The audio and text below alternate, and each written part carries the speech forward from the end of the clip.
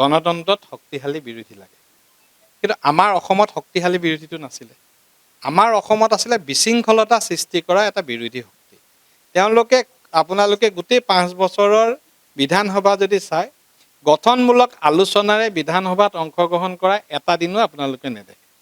গতিকে মই ভাবো বিৰোধীৰ প্ৰয়োজন আছে বুলি থকা ধাৰণাটো লাহে লাহে সলনি কৰিব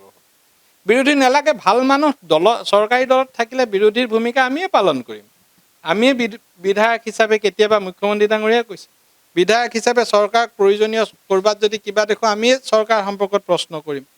কিন্তু বিৰোধী যে থাকিবই লাগিব তাৰ কোনো অৰ্থ নাই আগতে আসলে যে আমাৰ চৰকাৰ যদি কিবা ভুল কৰে কোনে দেখুৱাই দিব হেতু আছিল আজিৰ পৰা 40 বছৰ 50 বছৰ আগৰ ধাৰণা আজি কিবা এটা যদি কৰবাত হ'ব নালাগে বুলি ৰাইজে ভাবিছে 1 মিনিটৰ ভিতৰত সোশ্যাল মিডিয়াত সাংবাদিকসকলে বা বিভিন্ন প্লেটফৰ্মত এই কথাবিলাক আলোচনা হয় বিৰোধীৰ ভূমিকা আপোনালোকে পালন কৰিব সাংবাদিকসকলে যিমান শক্তিশালীভাৱে বিৰোধীৰ ভূমিকা পালন কৰি আহিছে গণতন্ত্ৰৰ চতুৰ্থ স্তম্ভ মই দুই এটা সাংবাদিক গোষ্ঠীৰ কথা নকওঁ যাৰ নিজা এজেন্ডা আছে তেওঁলোকে এজেন্ডা থাকি ৰাজনৈতিক দলৰ নিজা সংবাদ গোষ্ঠী হিচাপে কাম কৰা গোষ্ঠীকেইটা বাদ দিলে বাকি সকলে শক্তিশালী বিৰোধীৰ ভূমিকা এই কংগ্ৰেছ ৰাইজৰ দল আদিতকৈ বহুত ভালকৈ আপোনালোকে পালন কৰি আহিছে গতিকে আপোনালোকে বিৰোধী ভূমিকা পালন কৰিব আৰু মই নাভাবো যে অসমত মিয়া সমষ্টিকেইটা বাদ দি বিৰোধী কেতিয়াবা থাকিব কাৰণ ভাল কাম কৰা লোকৰ লগত ৰাইজ থাকিব আৰু আমি সদায় ভাল কাম কৰিবৰ কাৰণে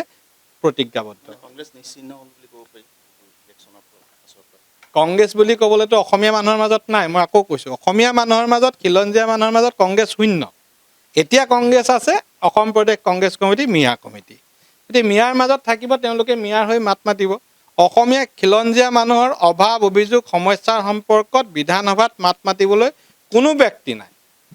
এগৰাকী বিধায়ক হিন্দু বিধায়ক জিকিছে তেওঁ সমষ্টিত 50%তকৈ অধিক মাইনৰিটি মানুহ আছে গতিকে তেওঁলোকৰ হৈ মাতিব গতিকে কংগ্ৰেছ দলৰ বা বিৰোধীৰ পৰা আমাৰ খিলঞ্জীয়া লোকৰ সপক্ষে মাত মাতিব পৰা কোনো ব্যক্তি নাই আনকি মই কৈছোঁ আপোনালোকক চাব অখিল গগৈ ডাঙৰীয়া যদিও উজনি অসমৰ পৰা জিকি আহিছে তেওঁ আহি থকা দিনত এই 20-22টা যিকেইটা সিট আজি বিৰোধীৰ হাতত আছে এটাটো তেওঁলোকে লৈছেই ঢিংটো বাকিখিনি ল'বৰ কাৰণে অখিলেও এই তেওঁলোকৰ সুৰতে কথা ক'ব আপোনালোকে চাই থাকিব মই আজি আপোনালোকক ভৱিষ্যতবাণী কৰিছোঁ যিকোনো খবৰৰ বাবে যোগাযোগ কৰক আমাৰ এই নম্বৰত 9181 307 221